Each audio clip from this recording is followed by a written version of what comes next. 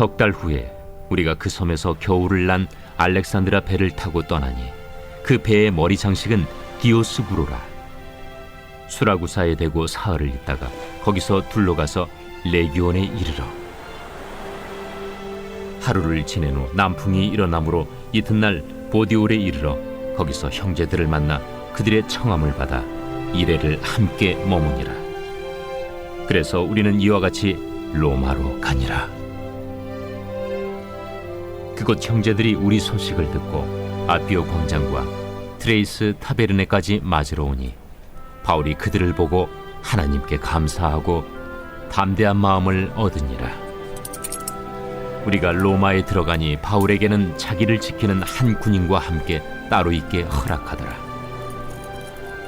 사흘 후에 바울이 유대인 중 높은 사람들을 청하여 그들이 모인 후에 이르되, 여러분 형제들아, 내가 이스라엘 백성이나 우리 조상의 관습을 배척한 일이 없는데 예루살렘에서 로마인의 손에 죄수로 내준 바 되었으니 로마인은 나를 신문하여 죽일 죄목이 없으므로 석방하려 하였으나 유대인들이 반대하기로 내가 마지 못하여 가이사에게 상소하며 내 민족을 고발하려는 것이 아니니라. 이러므로 너희를 보고 함께 이야기하려고 청하였으니 이스라엘의 소망으로 말미암아 내가 이 쇠사슬에 매인 바 되었노라. 우리가 유대에서 내게 대한 편지도 받은 일이 없고 또 형제 중 누가 와서 내게 대하여 좋지 못한 것을 전하든지 이야기한 일도 없느니라. 이에 우리가 너의 사상이 어떠한가 듣고자 하니 이 바에 대하여는 어디서든지 반대를 받는 줄 알기 때문이라. 할렐루야. 오늘 하루도 예수 그리스도를 나의 소망으로 삼고 믿음으로 승리하는 복된 한 날 되시길 축복합니다. 사도 바울은 로마로 압송되는 여행 중에 큰 풍랑을 만나게 되었고 여러 날 고생한 뒤 멜리데라고 하는 섬에 머물게 됩니다. 오늘 본문은 멜리데 섬에서 3개월의 휴식 기간을 가진 후 알렉산드리아호를 타고 출항하는 장면으로 시작합니다. 11절 말씀입니다. 석 달 후에 우리가 그 섬에서 겨울을 난 알렉산드리아 배를 타고 떠나니 그 배의 머리 장식은 디오스구로라. 사도행전의 저자인 누가는 이 장면을 묘사하면서 굳이 배 머리의 장식이 디오스구로라고 언급을 했는데요. 디오스구로는 제우스의 쌍둥이 아들인 카스트로와 폴룩스의 형상을 말하는 것입니다. 이방 뱃사람들은 이 쌍둥이 신이 안전한 항해를 관장한다고 믿고 있었기에 이렇게 수호신처럼 배 머리에 새겨놓은 것입니다. 이런 모습에서 보는 것처럼 우리 인간은 참으로 연약한 존재임을 부정할 수가 없습니다. 그래서 인간은 세상의 두려움 앞에 언제나 의지할 대상을 찾곤 했습니다. 그것이 미신이든 잡신이든 무엇이든 간에 나에게 안도감을 줄 수 있고 신뢰할 만하다면 거기에 머리를 숙여 믿음을 보이는 것이 인간입니다. 하지만 성경은 계속해서 참으로 믿을 만한 대상이 누구인지를 보여주고 있습니다. 비록 바울은 죄인의 신분으로 자유를 빼앗긴 가장 낮은 신분의 인물로 보여지지만 바울의 말을 듣지 않아서 광풍을 만나게 된 일, 그 험한 풍랑 속에서도 바울을 통해서 위로와 소망을 얻게 한 일, 그리고 멜리데 섬에서 많은 아픈 사람들을 고치고 낫게 한 사건들을 통해 이 세상에서 참된 소망이시며 구원이 되시는 분은 바로 하나님 한 분임을 보여주고 있습니다. 사랑하는 성도 여러분, 세상은 지금도 여전히 우리에게 디오스구로를 바라보고 그것을 의지하라고 말합니다. 하지만 현실의 어려움과 두려움 때문에 분별을 잃지 않기를 바랍니다. 오직 하나님만이 우리의 참 소망이시며 믿음의 대상이 되시는 줄로 믿습니다. 오직 하나님을 의지하고 하나님의 부르심을 따라 하나님께서 기뻐하시는 삶을 살아가시길 주님의 이름으로 축복합니다. 멜리데 섬에서 출발한 안덱산드리아호는 수라구사, 레기온, 보디오를 거쳐 로마에 이르게 됩니다. 12절부터 보겠습니다.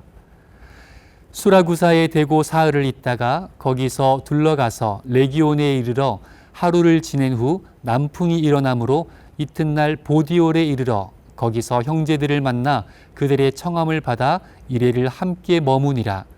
그래서 우리는 이와 같이 로마로 가니라. 예루살렘에서 출발한 사도 바울은 험난한 여행을 마치고 드디어 로마에 도착했습니다. 그러자 로마에 있던 형제들이 바울을 환대하기 위해 바울이 있는 곳까지 모여들었습니다. 그 내용이 15절에 있습니다. 그곳 형제들이 우리 소식을 듣고 앞비오 광장과 트레이스 타베르네까지 맞으러 오니 바울이 그들을 보고 하나님께 감사하고 담대한 마음을 얻으니라.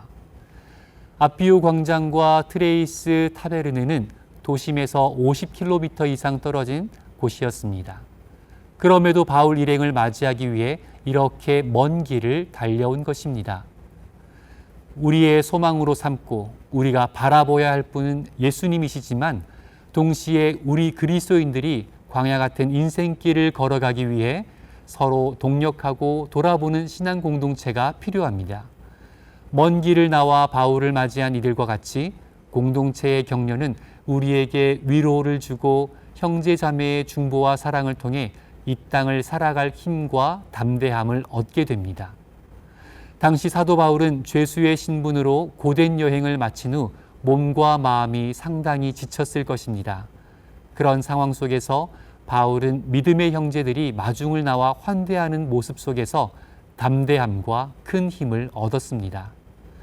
우리도 나와 믿음으로 연결된 영적 가족들을 돌아보고 그들을 더욱 격려함으로 믿음의 공동체를 더욱 건강하게 세워나가길 소망합니다.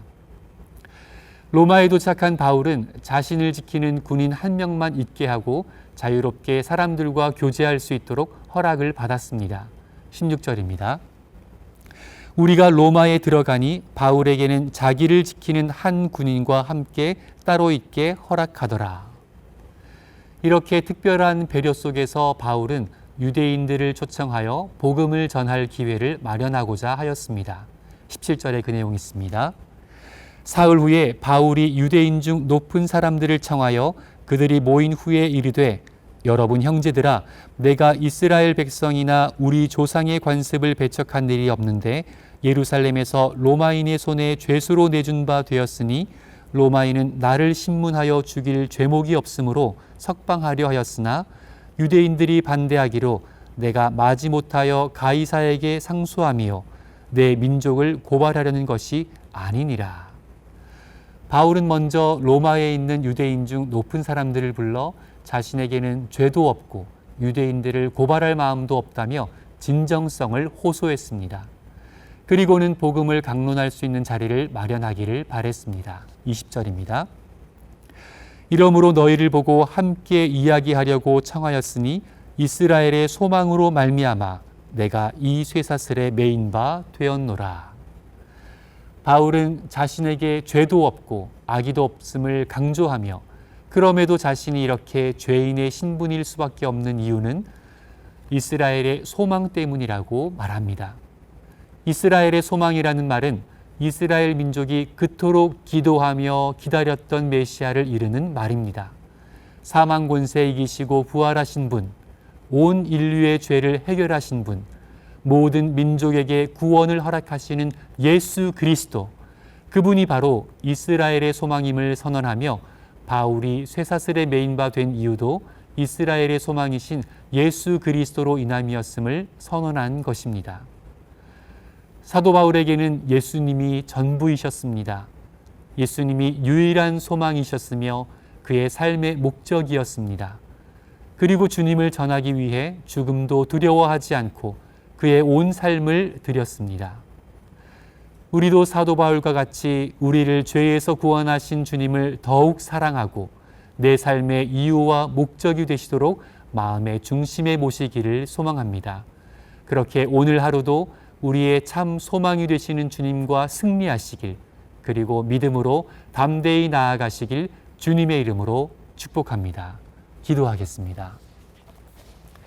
사랑의 하나님 아버지, 우리를 죄와 사망에서 구원하여 주시고 하나님의 자녀 삼아 주심에 감사드립니다.